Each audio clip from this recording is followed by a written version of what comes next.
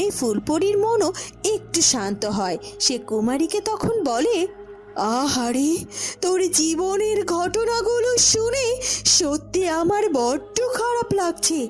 সত্যি তো তুই কোনো অন্যায় করিসনি, কিন্তু ফুলপরি যদি কাউকে একবার শাস্তি দিয়ে দেয়, সেই শাস্তি যে তুলে নেওয়ার ক্ষমতা ফুলপরির নিজেরও নেই। আমি যে তোকে শাস্তি দিয়ে ফেলেছি, এখন তো আমার আর কোনো উপায় নেই। আমি নিজে তোকে এই ফুলবন্দি জীবন থেকে যে মুক্ত করতে পারবো না। যদি কোনো সত্যিকারের কেউ তোকে ভালোবাসে এবং তোর মায়ায় পড়ে, তবেই তুই মুক্তি পাবি তোর এই জীবন থেকে। আর ততদিন পর্যন্ত তুই এখানে এভাবেই ফুলপরি হয়ে বেঁচে থাকবি। গহীন জঙ্গলে আমাকে কে খুঁজবে ফুলপরি?